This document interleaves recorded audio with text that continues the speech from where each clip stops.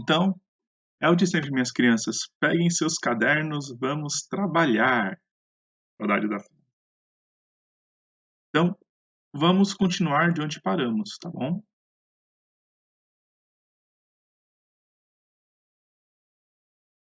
Isso aqui é o último ponto que eu passei, esse aqui é o último mapa que eu passei, certo? É o mapa lá sobre as civilizações fluviais. Então, vamos hoje falar de uma das mais célebres, de uma das mais antigas. A estudada é a mais antiga, né? São as civilizações ali da Mesopotâmia. São as civilizações da Mesopotâmia. Onde fica a Mesopotâmia? Mesopotâmia é um termo que veio muito depois, tá? Não é um termo que as pessoas naquela região utilizavam na época. Eles utilizavam a Síria, o próprio Babilônia, né? Eles tinham seus nomes próprios. Mesopotâmia é um termo que vai ser colocado mais tarde por historiadores. Mesos quer dizer meio. Potâmia, rio. Então, são as terras entre os rios. A gente falou já que para surgir uma civilização, precisa surgir uma perto de um grande curso de água. Esse é um fator forte para ter uma civilização, né? O pessoal da Mesopotâmia, eles tinham mais sorte. Eles não tinham um rio, eles tinham vários. Em especial dois rios, que é o rio Tigre e o rio Eufrates. Esses dois rios são os mais famosos rios da Mesopotâmia. Deixa eu voltar lá no mapa rapidinho. Mesopotâmia é ali naquela parte roxinha, é onde fica o Iraque hoje. Então, aquele ponto de encontro, né, entre várias regiões do mundo, né, ele é essencial. Dali você se conecta ao Egito, à Arábia, à Anatólia, que é ali perto da Grécia, as regiões do norte, e ali você vai direto ali para as regiões das taigas russas. Por outro lado, você vai para a região do que seria depois a Pérsia, né, o antigo Império Persa, e dali para a Índia. Então, esse lugar é uma esquina de mundo, ele é um ponto onde vários povos poderiam se encontrar. É o contrário do Egito. O Egito, ele era isolado. De um lado do Egito tem deserto, do outro lado o Egito tem mar. Ao sul o Egito tem montanha. No norte o Egito tem o mar. Então o Egito ficou isolado. Mas essa região que a gente vai falar hoje, ela não ficou isolada. Essa região é uma região de trânsito. E como ela tem trânsito, ela vai ter muito conflito. Os humanos, eles têm o péssimo hábito de ficar batendo uns nos outros, né? Então, vamos. Outra coisa, eu vou deixar aqui no chat, o chat é para perguntas, tá, minhas crianças? Então, tratem de colocar suas dúvidas aí, a gente vai lendo elas agora ou durante o vídeo ou no finalzinho, a gente vai vendo aí, à medida que rolar, rolar a aula, beleza? Então vamos lá. Primeira coisa, é a civilização que as civilizações que viveram ali são as mais antigas que a gente encontra mesmo. Tem um lugar lá que a gente só encontrou a ruína e a ruína não tem informação nenhuma, e é ruína de 10 mil anos. 10 mil anos. Essas ruínas, como Satao Uruk, que a gente falou na aula, lá no vídeo sobre as primeiras civilizações também, no final do Neolítico, né, você tem já comunidades grandes, cidades grandes, né? Satao Uruk, ela tem essa característica também. Ela tem uma característica de divisão de tarefas e essas coisas. Aqui a gente vê claramente o desenrolar disso. O que gera isso? A agricultura vai gerar grande quantidade de alimento. Esse alimento serve para muita gente sobreviver. E quanto mais gente, mais relações humanas. Quanto mais relações humanas, mais conflitos. Quanto mais conflitos, mais necessidade de organizar. Então, essas sociedades que a gente vai falar, elas são as mães da organização do que a gente chama hoje de sociedade ocidental. A sociedade ocidental ela é baseada, ela tem pilares sociais, culturais muito fortes.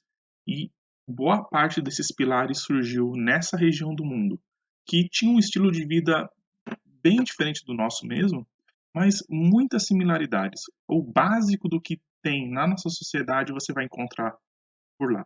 Por exemplo, coisa mais gritante mesmo é o governo. Lá tinha governo, lá você tinha governantes. Não era como, por exemplo, uma aldeia indígena, onde a aldeia indígena tem líderes. Os líderes das aldeias são escolhidos através de suas capacidades físicas, liderança mesmo. Já os governos não. Os governos eles são construídos conjuntamente e eles criam estruturas permanentes. Permanentes. É o caso da monarquia. Então, há mais ou menos uns 7.000 anos atrás, você já tem monarquia lá na região do Iraque.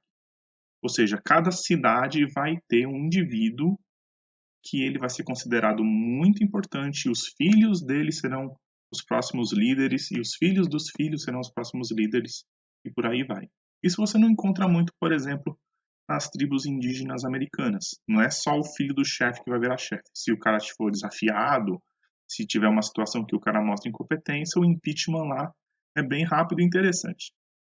Outra coisa sobre governo na Mesopotâmia é que lá surgiu o primeiro império. Império é quando mais de uma cidade é controlada pelo líder de uma das cidades. Ou seja, ele vai lá, domina outra cidade pela força da guerra e coloca ela sob seu julgamento, sob suas leis. Sobre economia, a economia tem um termo muito específico, que é o modo de produção asiático. É assim que a gente coloca lá no sistema, classificação dos sistemas econômicos, né? O como a gente chama o jeito de produzir economicamente lá no mundo antigo. Não só na Ásia, mas também em outros lugares. Por exemplo, o Egito Antigo tem um modo de produção asiático, entendeu? Ele se baseia basicamente em uma servidão coletiva e escravidão. Um pouco mais, um pouco menos um do outro, cada um do outro. Mas normalmente a maioria da população é servo, ou seja, eles nascem numa região, eles não são donos de terra, de nenhuma terra. Essa terra ela é alugada para eles. Eles vão poder ter o direito de cultivar naquela terra. A terra toda é do rei. A terra toda é dos monarcas. Eles só vão explorar ela, tanto que o imposto, como a gente conhece imposto, na verdade era o aluguel daquela época. Você alugava o campo. Você produzia trigo, uma parte do trigo era para o rei, para pagar o rei pelo seu direito de utilizar aquela terra. Se você não conseguisse pagar, haveriam meios de resolver esse problema. A gente vai ver isso daqui a pouco. Outra coisa é que no mundo antigo a maioria, não esqueçam, a maioria da população do mundo vivia de agricultura, produção agrícola. Ah, professor, mas tem como viver naquele mundo antigo sem ter agricultura? 100% não. Mas alguns povos vão enriquecer, prosperar, mesmo com uma agricultura muito ruinzinha. É o caso, por exemplo, dos fenícios. Os fenícios não vão ter uma agricultura poderosa, mas vão ser uma grande civilização. E por fim, essas são as características gerais dos povos mesopotâmicos, tá? E eles eram politeístas, eles acreditavam em vários deuses. A gente vai falar também dos deuses por aqui. Sobre isso, sobre o que a gente está falando aqui, alguma dúvida é só colocar lá no chat, eu vou postando, tá? Ah, só lembrando, só lembrando que essa aula ela está sendo gravada, né? Está sendo gravada e depois eu vou disponibilizar ela para os outros estudantes que não puderem assistir. Mas é importante a gente acompanhar aqui todo mundo junto para poder fazer a nossa interação aqui, tentar fazer uma interação. Tem uma outra maneira de fazer reunião que é pelo Google Meet. Depois eu vou dar uma olhada nisso, tá bom? Esse é o mapa mais próximo do Iraque, né? Ali vocês veem os dois rios, né? O Tigre e o Eufrates. Ali no cantinho ali você vê Jericó. Jericó também é uma cidade muito famosa.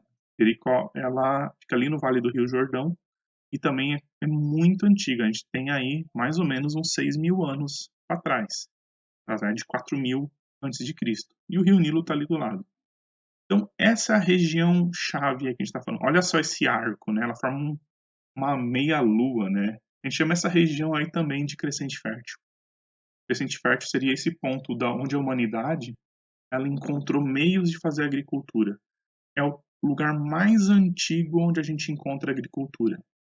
Em todo o mundo, em todo o mundo. Se você procurar em outros lugares do mundo, eles são um pouco posteriores. Eles não têm essa agricultura em larga escala, então é um dos primeiros lugares do mundo. Talvez lá na China, talvez lá na Índia você tenha, lá no Vale do Rio Indo, você tenha alguma coisa. Mas até agora não encontraram nada assim. O pessoal de lá nos está devendo uma arqueologia mais potente, né? Essa agricultura ela demanda organização. Não é mais aquela plantação de horta ou aquele tomateiro que você plantou num vaso. A agricultura ela é o carro-chefe da alimentação humana. Então ela tem que ser extremamente organizada. Eles vão aprender já naquela época demarcação de terreno. O uso do arado já existia. A domesticação de um monte de planta, um monte de animal vai ser melhorada. E você vai separar espaço urbano e espaço rural. Você já vai ter uma separação. O lugar onde você planta a comida, ele tem que ser um pouco afastado do lugar onde tu mora. Para você criar, para você separar adequadamente o que é público, o que é privado, o que é produção, o que é individual, o que é produção coletiva, o que é produção individual, quantidades, espaços, vai ser tudo reorganizado. A humanidade está caminhando, dando seus primeiros passos para a construção das grandes cidades. Então, eu vou dar aqui 2 exemplos de povos mesopotâmicos. Essa imagenzinha aí que vocês estão vendo é uma imagem de uma parede suméria de 7.000 anos. 7.000 anos tem essa imagem, né? E nela você já vê características extremamente rebuscadas. Você não tem mais aquela coisa simplista do período primitivo. Você tem um rebuscamento muito grande. Vocês estão vendo a imagem de um rei, e ele está recebendo os seus, está fazendo julgamentos, ele está literalmente recebendo o seu povo e emissários e essas coisas. Os sumérios, eles são talvez o povo civilizado mais antigo, talvez. É deles que a gente tem restos culturais em tudo que é canto. Por exemplo, a cidade mais antiga é a cidade de Ur. Fica lá no vale do rio, no finalzinho do Tigre e do Eufrates. O Tigre e o Eufrates, deixa eu voltar nisso. Olha só, lá no Golfo Pérsico. O Tigre e o Eufrates, eles se conectam no final do Golfo Pérsico. Eles afluem e se tornam um único braço de água. Nesse braço de água é que ficava Ur, o R, só o R. É considerada por muitos a primeira cidade, talvez a cidade mais célebre do mundo, e a gente tem evidências arqueológicas e literárias dela em tudo quanto é canto. Em tudo quanto é canto. Por exemplo, ela está na Bíblia. No livro sagrado da Bíblia, Ur é a cidade onde o Abraão, o primeiro hebreu, viveu. Ele saiu de Ur para poder fazer sua peregrinação e ir até onde seria Jerusalém, região ali do reino de Judá, onde ele ia fundar o reino de Judá. Começar a grande epopeia dos judeus, dos hebreus que virariam judeus, para criar seu próprio reino. Então, ela é famosíssima dentro das outras religiões. Ela aparece dentro de outras religiões, tanto do cristianismo, do judaísmo, do islamismo, de todas elas. Então, as primeiras grandes cidades do mundo estão ali. Ur era mais ou menos assim. Observem com atenção como você tem aqui mais de um tipo de domesticação. A gente falou na aula passada. A gente falou da domesticação dos animais. A gente pegou os animais e modificou os animais para poder ficar úteis a nós. A gente falou da domesticação das plantas. A gente selecionou cada planta para poder ter mais do que ela pode oferecer. A gente pegou o trigo e selecionou as plantas do trigo para que elas formassem mais sementes, e assim a gente tivesse mais farinha. A gente pegou o linho e preparou a planta para formar, tipo, material fibroso para fazer tecidos. A gente pegou o milho, que era um matinho, e transformou ele numa planta gigante, soltando um monte de espiga. A gente domesticou as plantas. Aqui vocês estão vendo uma outra domesticação. A domesticação da geografia. A domesticação do ambiente. O povo de Ur, eles é geométrica, sim. A Renata comentando que tem muita geometria ali, né? Sim, sim. Esse povo, eles tinham a roda. Eles tinham carroça. A roda já era conhecida dos humanos. A gente desenhava, a gente escrevia, a gente via no céu. Mas a roda como um objeto mecânico para poder utilizar no dia a dia vão ser os povos mesopotâmicos que vão criar. Esses povos vão ter carroça, eles vão perceber que pegar duas rodas, encaixar uma do lado da outra, prender num eixo, colocar uma cesta em cima, fazer um boi e empurrar, é mais interessante do que você empurrar com seus próprios braços. Então eles vão ter um avanço de eficiência, de energia, uma revolução da energia, isso aí. O uso da roda como o uso da roda na carroça, né? A criação dos carros. Isso vai ser uma coisa esplendorosa. E sim, eles já tinham conhecimentos matemáticos bem interessantes. Por exemplo, o lance de contar usando os 12, né? Os 12 espaçamentos aqui dos dedos para poder contar mais rápido e poder contar até 60 com duas mãos e não só até 10, isso é deles. Eles são um pessoal muito ligado ao 12 por causa das 12 horas do dia. Ah, foram esses povos que definiram que as horas são 12 de dia e 12 de noite. Eles que definiram os dias exatos das 4 estações do ano que a gente usa. Alguns dias da semana têm os nomes dos deuses deles. Então eles são realmente muito célebres e muito basilares. Percebam, ó, o rio ele é todo sinuoso. Se você plantasse do lado do rio, muito perto do rio, a chance de ter uma inundação ali é terrível.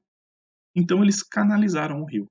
Eles fizeram um braço de rio cavando o solo e drenando pântanos e tudo isso para poder criar essa maravilha que era Ur.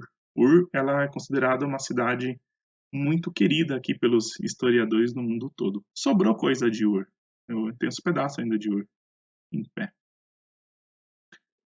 Isso aqui é um outro fator essencial. Esses povos, para ter tanta gente funcionando ao mesmo tempo, eles precisavam de escrita. Eles precisavam de um meio de armazenar informação. E informação é poder. Isso vocês já estão carecas de saber. Vocês sabem que quanto mais informação você tem, mais forte você é, em vários sentidos, em vários sentidos. Aquele povo tinha montes de colheitas. Eles nunca imaginaram, acho que ninguém nunca imaginava que ia conseguir produzir mais comida do que pode comer. Mas esses povos conseguiam. Então, eles começaram a perceber que precisavam contar isso. A matemática e a escrita, elas na verdade são simultâneas e praticamente a mesma coisa. Você inventa os símbolos para poder armazenar informação numérica, armazenar informação sagrada, essas coisas. Mas basicamente é para coletar informação. A escrita, ela é a memória de alguém transferida para um objeto. É que nem você gravar um arquivo no computador. Você está transformando uma memória sua, um pensamento seu na memória daquele dispositivo, no caso o computador. Essa tabuazinha de barro que vocês estão vendo é a memória de alguém. Tem 6.000 anos. 6.000 é muito tempo. Então você tem a presença da memória de alguém depois que ele morreu. Isso nenhum animal faz. Nenhum animal consegue armazenar informação para que outro animal leia. A abelha não lê. Formiga não lê. Golfinho não lê. Nenhum deles armazena cultura fora do sistema biológico dele. Somos o único bicho que armazena informação assim e que pode reutilizar ela se ele conhecer a simbologia. Tanto que a tradução do babilônico, a tradução do sumério, ela não é muito antiga. Essas civilizações acabaram, e depois que elas acabaram, muito dessa informação escrita foi perdida, poucas traduções foram feitas, mas com o tempo a gente conseguiu encontrar algumas traduções. Por exemplo, tem um relato lá do início do século XX, os exploradores estavam indo lá no Iraque procurar coisa mesmo, né? E os pastores de ovelhas é que deram a dica. Tinha uns montinhos no deserto, assim. Eles chegaram nos pastores, e aí? Esse montinho ali? Ah, é onde os reis antigos estão enterrados. Oh, vocês nunca foram lá desenterrar? Eles, não, dá azar, maldição, essas coisas. Esse tipo de coisa tava lá. Tabuletas de barro com escritos mesmo. Temos montes disso, montes, e dos mais variados tipos. Por exemplo, acho que tem lá na relação dos vídeos que eu passei para vocês, tem lá um vídeo do Smithsonian que mostra uma tabuleta de barro pequenininha que ela tem uma carta de um pai para um filho, que o filho foi estudar em outra cidade. E a carta era uma tabuazinha de barro escrita. Tem tabuleta de barro descrevendo como você deve trapacear os impostos. Já tinha gente fazendo sonegação fiscal quando a humanidade estava engatinhando na civilização. Ou seja, a escrita ela é importantíssima para tudo, para o bem ou para o mal.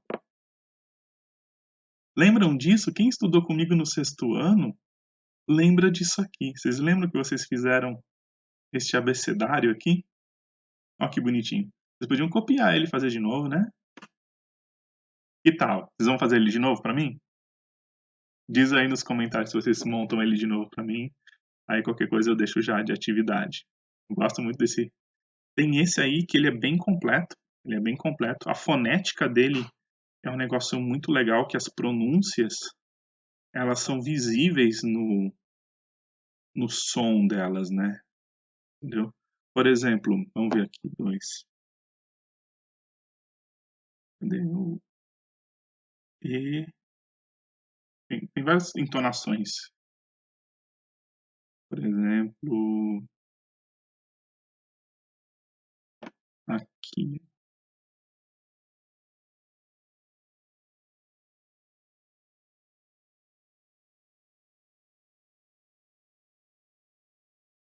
Aqui, ó.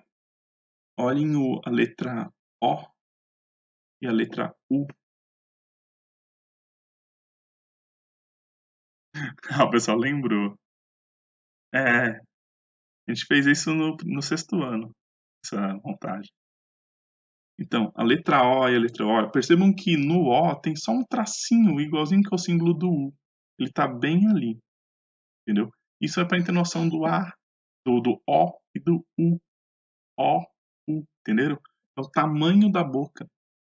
Ela é uma língua. As linguagens, né? Elas acompanham a escrita e a escrita acompanha as linguagens. Nesses símbolos, a gente vai evoluir um monte de outros.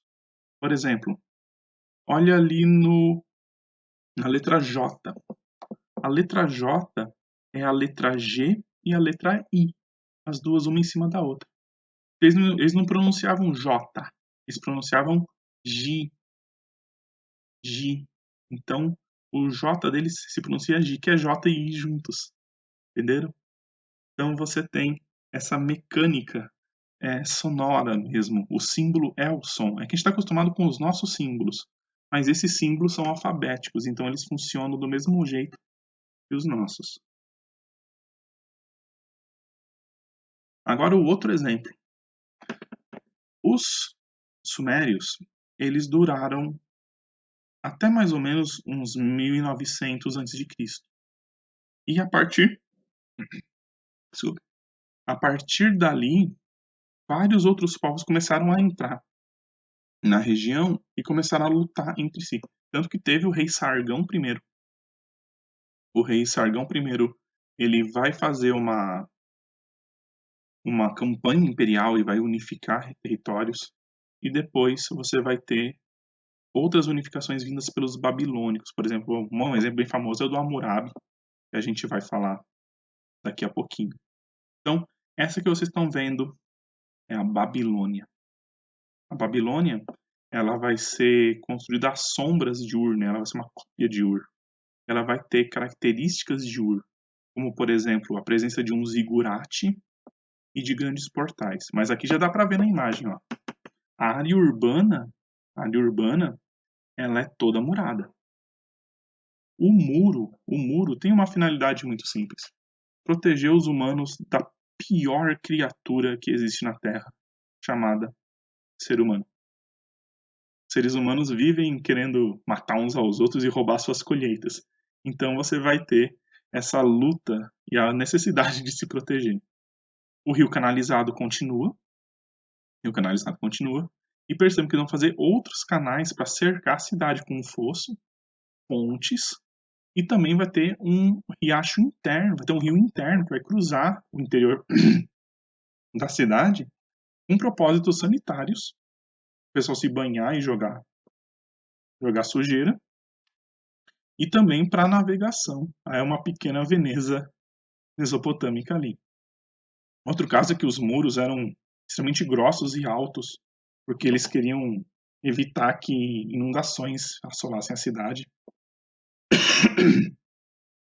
o que era um negócio bem comum, entendeu? Tanto que é desses povos que vem o mito do dilúvio. O dilúvio que é narrado na Bíblia, no Torá, ele é inspirado em eventos literários, né, literais dessa região. Haviam grandes inundações no Tigre e Eufrates. Isso destruía o mundo deles. É por daí que os hebreus vão tirar inspiração para o dilúvio. O dilúvio é uma grande metáfora, né, para os reinícios, para os recomeços. Talvez o profeta Abraão tenha escapulido de lá justamente justamente por causa de um desses. Vamos passear pela cidade. Centro de governo, né? Isso que vocês estão vendo é uma reprodução do zigurate de Ur, quer dizer, do zigurate da Babilônia. Essa aí seria, abre aspas, a Torre de Babel, grande Torre de Babel. E era literalmente um grande prédio de tijolos de barro, em volta dele estoques de alimento, dentro dele também tinha estoque de alimento e também era a morada do rei.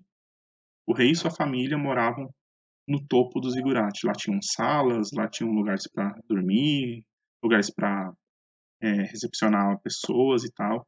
Os jardins suspensos da Babilônia, provavelmente, aqui a gente tem a localização exata, eram um zigurate desses, só que com plantação nas escadarias. Eles tinham grandes vasos ou eles simplesmente plantaram pomares nas escadarias do zigurate, porque a esposa de um dos reis ela tinha saudades da sua terra, e então eles resolveram fazer, que a terra dela era montanhosa e verde, então resolveram fazer uma montanha artificial. É daí que vão se inspirar os eventos bíblicos da Torre de Babel. A Torre das Mil Línguas, né? Era um lugar cheio de comércio e sempre atraía visitantes e tudo mais. Então, comerciantes, emissários de outros reinos para fazer negociações de paz ou de guerra, sempre tinha isso no zigurate. Do zigurate sobrou muito pouco, mas sobrou só a base dele, ó. Só o primeiro lance de escadas ainda está de pé. Ainda está de pé. Infelizmente, né? Interessante que com esses tempos de aquecimento global e mudanças climáticas, o rio que está ali perto também não está mais ali, né? Já secou. Vou pro próximo. E isso que vocês estão vendo é um dos portões da cidade. Esse é o portão de Ishtar. Ele está conservado. Peraí, infelizmente, durante a guerra Irã-Iraque, um malandro, um sujeito lá dos Estados Unidos, meteu um tanque nisso aí. Fez um buraco em um dos portões. Não nessa parte do portão. Onde ali está o moço sentadinho ali do lado, tá ali o lugar onde estava o buraco que foi. Fizeram uma pequena reforma e tá tudo beleza. Tá tudo beleza. Agora tá bonitinho de novo. Então o portão ele foi extraído do lugar onde ele estava e levado para dentro do Museu do Iraque.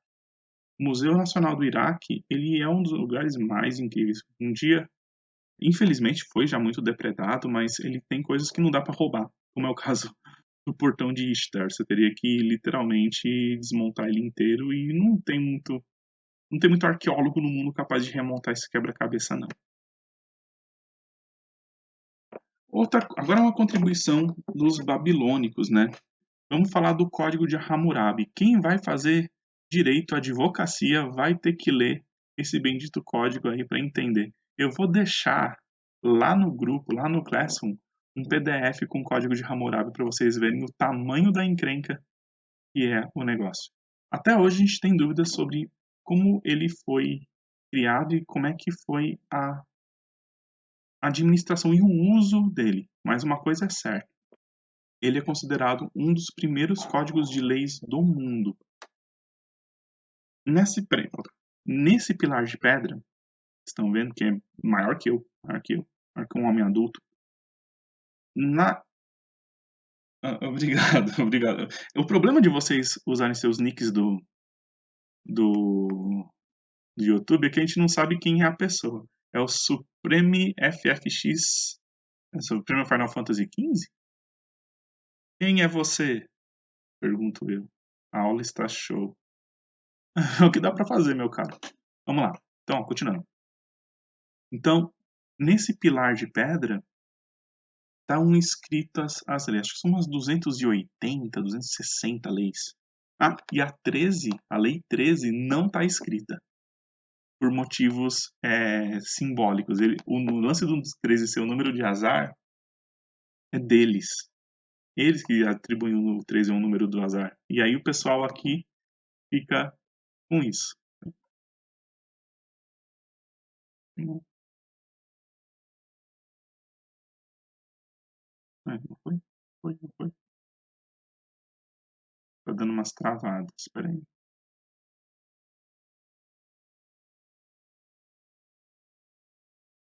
Acho que foi. Então, ó, isso que está escrito aí em cima, em aspas, é o que está escrito no topo do pilar de pedra. Naquele topo de pilar de pedra está o rei Hammurabi sentado e o deus Shamash, o deus da justiça, entregando as leis. Então é uma homenagem ao Shamash, as leis. Tipo, ó, para que o forte não prejudique o fraco, a fim de proteger as viúvas e os órfãos, ergui a Babilônia. Para falar de justiça a toda a terra, para resolver todas as disputas e sanar todos os ferimentos. Laborei essas palavras preciosas. Ou seja, o grande Shamash, ele permite que a Babilônia exista. E quem vai regular a Babilônia é o rei Hammurabi. O que a gente sabe do Hammurabi é que ele foi rei babilônico e que provavelmente ele unificou a região. Ele pegou todas as cidades vizinhas e uniu sob a mesma bandeira dele. Ele era o rei de não uma, mas de talvez umas 8, 9 grandes cidades. E aí, como ele vai organizar toda essa gente? Ele criou a Estela de Hammurabi, ele criou esse pilar com as leis, que na verdade são leis de muitos outros lugares, compilou todas, e toda vez que alguém entrava na cidade, tinha que estar ciente de que teria que seguir aquelas leis. Quem estivesse no reino de Hammurabi teria que seguir aquelas leis. Ah, mas o cara não sabia a lei. Provavelmente tinha alguém lendo os pilares toda vez que alguém entrava na cidade. Demorava um pouco, mas era a condição para você entrar num lugar onde ninguém vai te assaltar, ninguém vai te roubar, ninguém vai te prejudicar. Se vai fazer isso, vai ter que fazer muito por baixo dos panos. Ó, vou dar um exemplo aí de algumas leis interessantes. Por exemplo, tem uma lei sobre mercadinhos. Mercadinhos. Que é uma lei que fala assim, se uma dona de estalagem ela receber o pagamento dela em prata em vez de cerveja, em vez de trigo, ela pode pedir o ressarcimento. Ela pode pedir diferente. Ela pode pedir para que se faça a troca da prata pelo trigo e o trigo pela prata. Ela pode escolher a forma de pagamento que vão fazer para ela. E tá lá, tipo, taberneira, né? Se você pegar o texto original, tá escrito taberneira. Tá escrito, tipo, dona de taverna. Mas as tavernas não vendiam só cerveja. Ah, falando nisso. É um dos povos, provavelmente é o povo que inventou ou popularizou a cerveja. Eles têm, inclusive, regras específicas sobre isso. Sobre o beneficiamento, essas coisas. Essa aqui que deixei o artigo 39, tá lá. Um campo, pomar ou casa que ele compra ou adquire poderá legar a sua esposa ou filha ou dar para pagar uma sua obrigação. Ou seja, propriedade privada. As pessoas tinham propriedade privada. Isso é questão de herança. Tanto que esses povos vão ter muitas regras para a herança. Como agora cada um está delimitando o seu quadrado, como se diz, como cada um está gerando um lugar para poder viver, você tem que ter certeza que a terra vai passar para a próxima geração, o seu filho. Tem que ter certeza que seu filho é seu filho. Tem que ter certeza que as leis sobre adultério são terríveis. Terríveis. Você tem leis específicas de adultério. Por exemplo, caso você encontre sua esposa, tem lá, caso você encontre sua esposa e você sente sua cabeça ficar coçando, encontrou ela lá no ralo e rola com outro sujeito, você pode amarrar os dois e jogar no rio. E isso quer dizer literalmente, provavelmente execução. Lá tá exatamente isso, jogar ao rio. Agora, jogar ao rio é morte certa ou não. Tem lá também, logo na sequência, tipo, se quiser perdoar, perdoa. O que nos lembra, minhas crianças, aquela máxima que eu já falei. Uma pessoa sem chifres é uma pessoa indefesa. Coitadas das pessoas chifrudinhas desse mundo. Agora vamos falar de religião. Ó, já tá indo já para os finalmente das aulas. Vamos deixando as perguntas aí, tá bom? Ah, é o professor Paulo. Tá ali. Ah, oi, Paulo, tudo bom? Então, é o que dá pra fazer, meu velho. Vamos tentando. Aqui, né, eu vou colocar duas coisinhas interessantes, né, que é o papel do feminino dentro dessa religião, que é muito interessante, e o papel da evolução das religiões. Porque a gente está acostumado com a ideia de que uma religião é absoluta. Uma religião é absoluta. E que ela não sofre modificações. Pelo contrário, as religiões são processos culturais de constante mudança. Se você pegar o católico de hoje e o católico medieval, são dois seres culturais completamente diferentes. Completamente diferentes. É a mesma coisa aqui. Temos muitas teorias sobre a religiosidade dos mesopotâmicos. Ah, é o Paulo do primeiro A. Ah, bom, pensei que era o professor. Tá Paulo professor, o cara tem que escrever direitinho. Ah, bom, tem que escrever direitinho, né, meu cidadão? Vamos lá, voltando. Então, ó, estão vendo ali a criatura com asas e o moço com asas? Olha só de onde os caras tiraram a ideia de anjinho com asa, tá? Muito anterior, né? Vamos lá. Então, ali embaixo você tem a representação da Tiamat e do Marduk. São dois deuses famosos da mitologia dos, dos mesopotâmicos. E eles vão criar um mundo. Um dos mitos de criação do mundo. Oi, Dê, tudo bom? Um dos mitos de criação do mundo é com esses dois, em que o Marduk, o caçador, ele caça Tiamat. E Tiamat é morta para gerar o mundo. Ele mata Tiamat, corta a coitada no meio, joga um pedaço pro alto que vira o céu, outro pedaço cai, as costelas dela viram as montanhas, o sangue derramado da Tiamat cai no chão, formando os humanos. Ou seja, é um mito de sacrifício. E aí que fica a dúvida. Peraí, então está falando de que um Deus matou o outro. Na teologia, no estudo teológico, quando um Deus mata outro, quer dizer que uma cultura sobrepôs a outra. Em algum momento da história, Tiamat era um deus de algum povo. E aí, e o Marduk era o deus de outro povo. Só que esse povo do Marduk matou ou assimilou de alguma maneira o povo que idolatrava Tiamat. E aí a deusa Tiamat, que era uma fêmea, né, uma deusa fêmea, ela vai ser transformada numa criatura. Outra coisa que a gente vê é umas ilustrações bem antigas mesmo, que nessa que está em cima, né, em Tiamat sendo representada por uma grande serpente. Uma grande serpente. E a serpente sendo o símbolo do mal, a serpente sendo a coisa que ferrou todo mundo. Então, a gente tem aí mais uma inspiração aí dos textos bíblicos. Do ladinho aqui, O Gustavo perguntando, qual é o maior deus para eles? Vai variar muito de época para época, né? O Marduk, lá no comecinho mesmo, ele é um deus muito famoso, muito queridão mesmo, muito idolatrado, mas tem um outro deus chamado Enki. Enki. O deus Enki, ele também é considerado tipo um Zeus deles lá, entendeu? O Marduk, ele é o pai do Gilgamesh. Gilgamesh é o primeiro rei de Ur. Tem o lance dos semideuses nisso tudo também, Gustavo. Então, atento a isso. Tipo, coisas até como semideuses que a gente vê lá na mitologia grega com Hércules, né? Que é Heracles ou Alcides, se você preferir, eles vêm daqui. A ideia de que um humano ele pode ter o sangue dos deuses, né? Outro detalhe bacanérrimo. Os deuses da Mesopotâmia, eles são gigantes. Eles são sempre retratados como muito maiores do que um humano, do que muito mais poderosos para demonstrar força. Tanto que nas imagens, quando você vê uma imagem mesopotâmica que mostra um rei, normalmente ele é desenhado muito maior do que as pessoas. Porque ele é, olha a metáfora, ele é maior que as pessoas. Ele é um indivíduo maior que as pessoas. Olha o caso ali do lado, da Ishtar. Ishtar, essa é uma deusa também muito famosa. Um deus masculino famoso é o Marduk, o Enki, e a Ishtar. Tanto que a palavra estrela vem de Ishtar. Ishtar. Ela é super famosa também.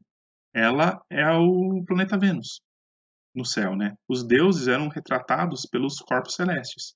Então, a Tiamat era o próprio céu. Ishtar era o planeta Vênus. Se não me engano, o Enki é o Sol. Então, não, o NX0, o NX7. Vamos lá. Tudo, parece número de série de código de barra. Na cidade de Ur, aquele canal do rio que passava por dentro da cidade. As pessoas usavam para banhar necessidades, exatamente, banhar em necessidades. Não havia um sistema interno de encanamento. Esse negócio de encanamento vai vir um pouquinho depois, uns 4.000 anos, a gente tem as primeiras evidências de alguém ter uma privada em casa. Tem lá nas ilhas de Santorini, você encontra algumas evidências. Mas era banho. Era um povo limpo, muito limpo. A gente tem várias evidências que era um povo super limpinho. Mais uma, ela mais uma. Provavelmente o primeiro povo a usar sabão. Eles tinham lá uma mistura de gordura de animal e cinzas que eles usavam de agente de limpeza e ficava tudo ó, uma porcaria. Todo mundo devia cheirar bacon, né? Já tá usando gordura. Não, melhor nem pensar. Então, voltando para Ishtar. Então, Ishtar, ela é o que a gente chama de deusa da fertilidade. Ela tem todas as características de uma deusa da fertilidade. É o lance de ter os seios largos, o quadrilzão, e também o aspecto de mãe. Ela tem lá, tipo, as pernas dela serem garras, né, e tá pisando em leões, mostram que ela é uma criatura extremamente forte. Uma criatura extremamente forte. E você tem ali um outro ícone muito famoso, que são as corujinhas, o símbolo da sabedoria, que bem mais tarde, coisa de 2.000 anos depois, os gregos vão assimilar para uma outra deusa chamada Atena. O símbolo da Atena é a coruja, é o símbolo da sabedoria, que é uma criatura que, de acordo ao folclore deles, não pisca e consegue olhar para todos os lados. Então, os deuses deles são muito basilares para nossas ideias de Deus. E também, é lógico, vários equívocos acontecem. Por exemplo, não tem imagem. Se você procurar na internet, você não vai encontrar imagens das Lilus. Lilus. As Lilo ou Lilin é a palavra suméria, se não me engano é suméria. É que o sumério e o babilônico são tipo que nem o latim e o português, em termos linguísticos.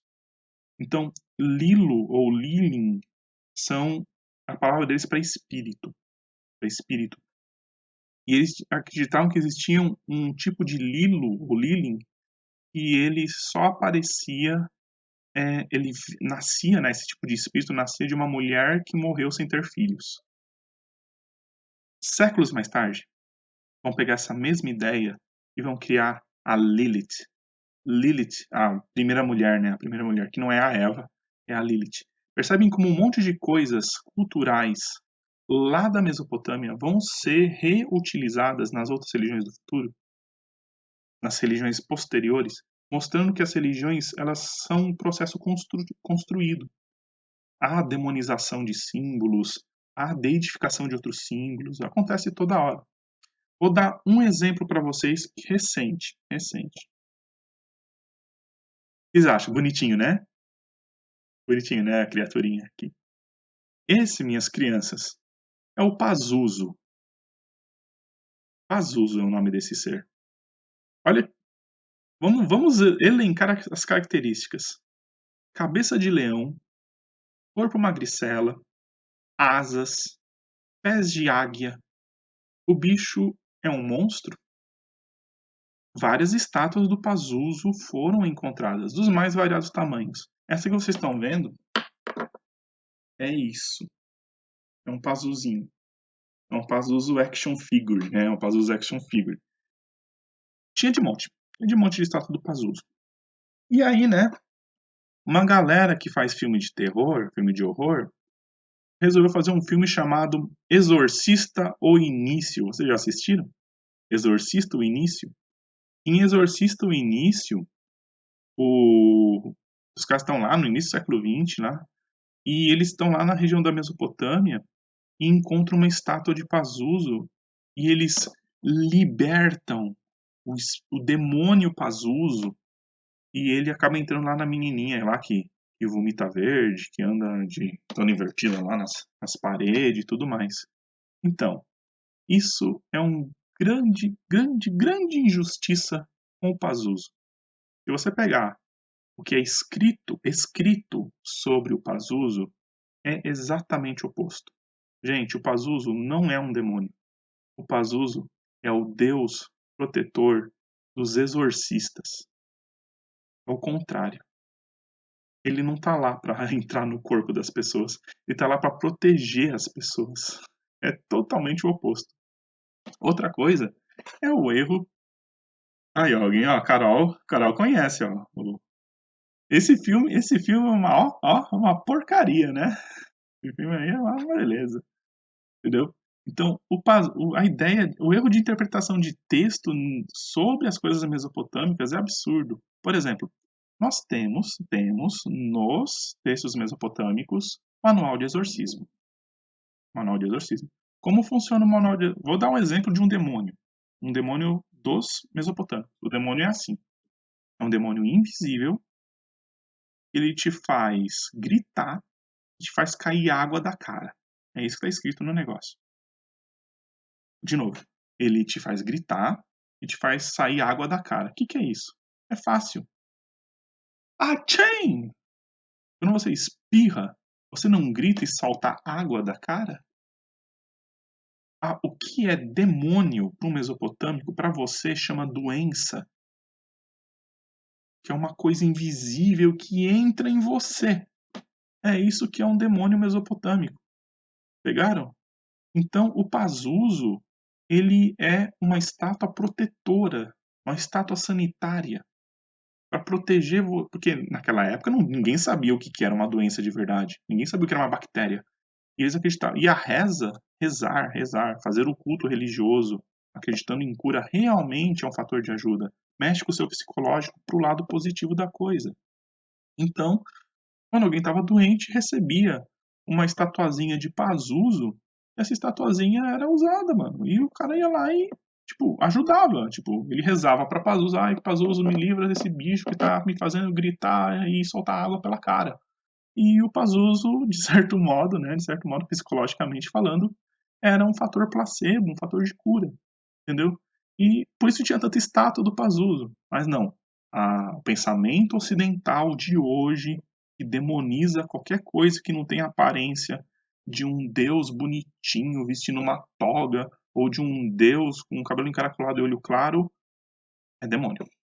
Então esse é um caso, coitado do Pazuzu, um caso de demonização aí.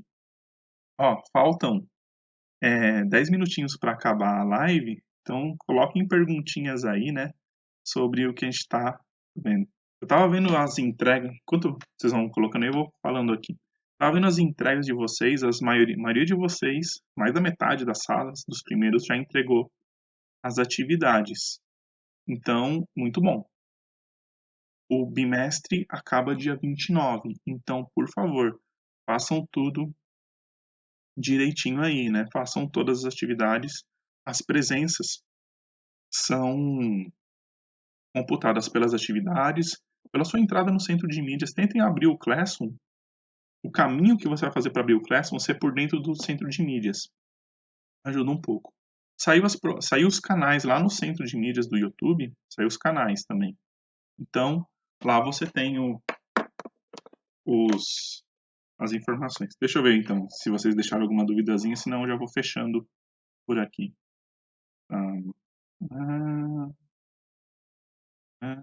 É mesmo aquela lá da estrutura sanitária mesmo, né? A Renata sugeriu vírgulas, né? As vírgulas salvam vidas. As vírgulas evitam grandes mal-entendidos, né? Então, eu acho que é isso, então, né, minhas crianças? Qualquer coisa, vocês deixem as perguntas de vocês sobre o vídeo lá no mural do Classroom, que aí eu faço as respostas por lá, tá bom? Então, é isso, né? Mó saudade de vocês, tô mó saudade de vocês. Espero que a gente consiga passar por tudo isso bem. Tem umas perguntas aqui, ó. Professor, se naquela época o rato tivesse causado a peste negra, ele seria visto como demônio? Os ratos já eram vistos como demônios. Já havia a transmissão de doenças pelos ratos, né? Tanto que ali na esquina, ali pertinho da Mesopotâmia, onde vai ser a Pérsia, né? Você vai ter, assim, evidências fortes da primeira domesticação dos gatos. E aí depois os gatos vão acabar indo para o Egito, por comércio mesmo, comércio. E sim, a peste era é que a gente não tem como definir certinho, sem fazer muita arqueologia, o que é o que é mito deles e o que é realmente uma doença. Por exemplo, a gente tem que encontrar o corpo de um malandro que morreu naquela época e ver se a gente acha alguma doença no corpo dele. E com certeza a gente vai achar. Mas qual a doença que matou ele, entendeu? Isso a gente não vai ter muita certeza. Então, sim, as doenças eram chamadas de coisas demoníacas. A peste negra foi chamada de coisa demoníaca. O pessoal achou que o mundo ia acabar. O pessoal escreveu coisas, falando, não, isso aqui é o apocalipse, está acabando o mundo, estão arrebatando. O pessoal achava ou que estava arrebatando porque o cara era legal, porque o cara morria doente, era legal, ou falava que ele estava, tipo, sendo levado para o inferno, porque morrer daquele jeito devia ser horrível. Não é Stephanie. Professor, em relação à traição lá, se a mulher também pegasse o marido traindo, ela também poderia jogar ele no rio? Então, é bem interessante que está escrito só para o homem. Se um homem tal, se um homem tal, a única coisa assim mais ligada a feminismo que a gente encontra no no código é com relação às taberneiras. De novo, eu vou deixar o código para você lá e você faz a busca por nome, você vai ver, tipo, coloca taberneira ou taverneira, se não me engano. E aí, parece que as mulheres eram donas de mercadinhos para vender itens, para vender comida, para vender cerveja, Então parece que elas tinham sim alguma proteção, mas a questão do matrimônio ela era muito focada no homem, era uma coisa muito patriarcal. A sociedade deles já começa a migrar para o patriarcal, que é o homem ser o líder dos grupos, o líder da família, entendeu? É coisa machista mesmo de sempre. A gente fica bem ligado na religião deles. Aquela religião em que um deus homem mata uma deusa mulher indica claramente que os caras estão fazendo uma revolução machista. Uma revolução religiosa machista, né? Vamos mais um. Sei que não tem muito a ver com o tema da aula, mas é uma dúvida que eu tenho sobre o final do ano.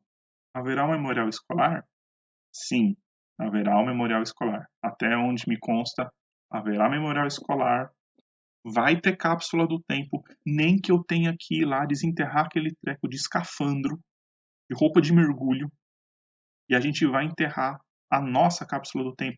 Nem que eu tenha que fazer live eu sozinho lá, enterrando sozinho aquele negócio, vocês vendo pelo YouTube. Mas eu vou. E eu dentro de uma bolha. Mas eu vou enterrar nossa cápsula do tempo. Não se preocupe. A gente vai passar por isso, gente.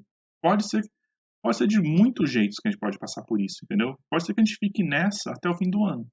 Pode ser que a gente termine isso a partir do dia 30 desse mês. A gente não tem certeza.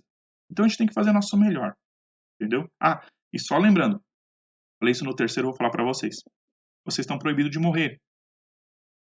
Quem morrer, eu vou pegar 7 esferas do dragão, vou ressuscitar você, eu vou tirar seu ponto da média e eu vou te matar.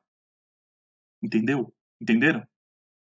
Então, nada disso de ficar pensando em morte. Vamos usar nossa aula para gente sair desse problema. Vamos estudar, porque estudar a gente tira um pouco a cabeça de toda essa porcaria que está acontecendo em tudo que é jeito na nossa vida.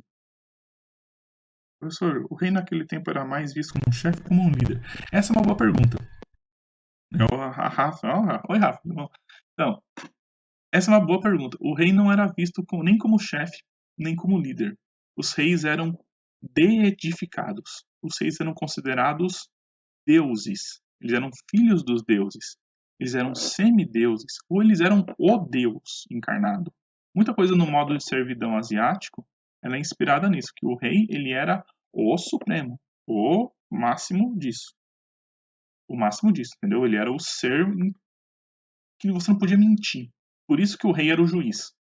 Ele tinha que chegar lá no... Quando chegava num julgamento no rei, é a mesma coisa você mentir para Deus. Você não consegue mentir para Deus, porque você parte do pressuposto que ele já tá lendo a sua mente e que você, tipo, tá lascado. Ele só tá lá para cumprir tabela, entendeu? Então, os reis dessas épocas antigas, eles eram muito dignificados, eram muito deidificados. É o caso dos reis dos zigurates da Mesopotâmia, é o caso dos reis persas, os faraós egípcios. Os faraós egípcios eles eram deuses vivos, tanto que o nome deles era sempre junto o termo Deus vivo, né? Eles eram deuses vivos. Até hoje tem monarquias com isso. A monarquia do Japão é isso. A monarquia no Japão, o imperador japonês é considerado um deus vivo. Só os ratos eram vistos como coisas do capiroto?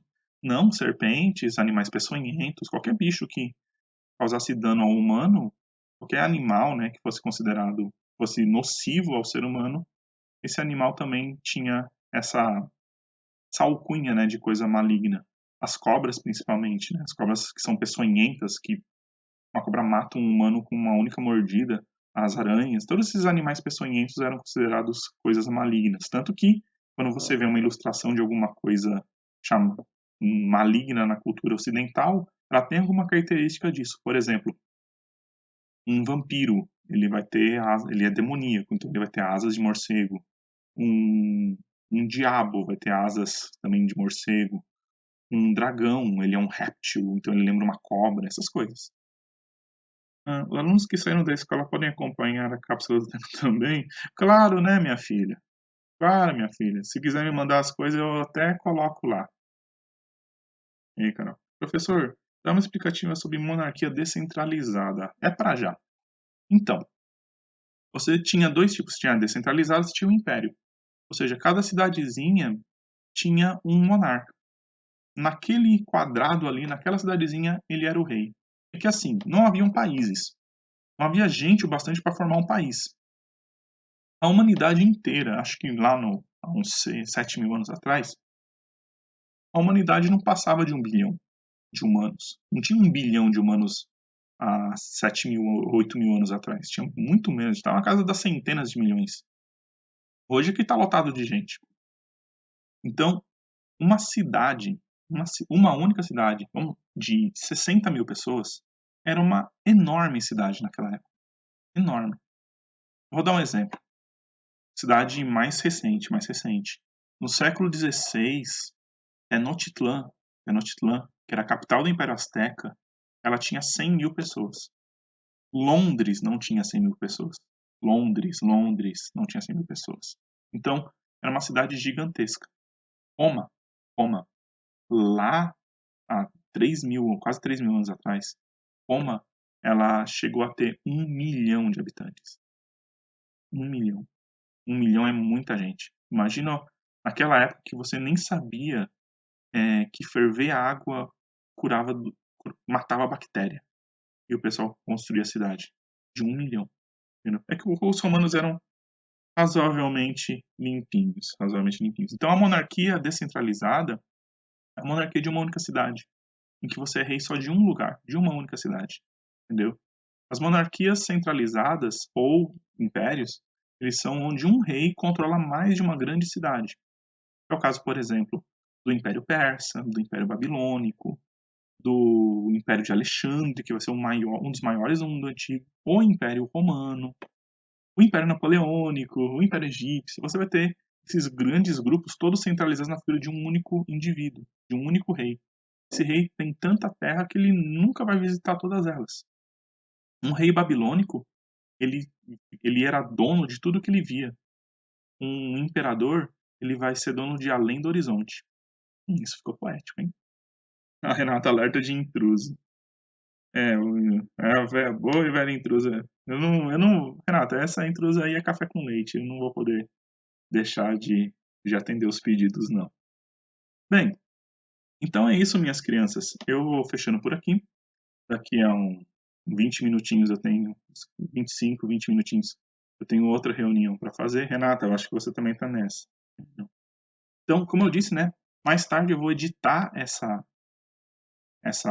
live e aí eu vou publicar ela. Eu vou dar uns cortezinhos assim, só para não mostrar minhas engasgadas aqui. Esse comentário que eu estou fazendo no final aqui também eu vou cortar. E aí a gente resolve. De novo, qualquer dúvida, mandem lá no grupo. Vamos marcar todo dia? Quer dizer, toda a segundinha, a gente fazer uma livezinha de aula, porque na minha opinião, o que mais importa para vocês é ter conhecimento, é ter aula.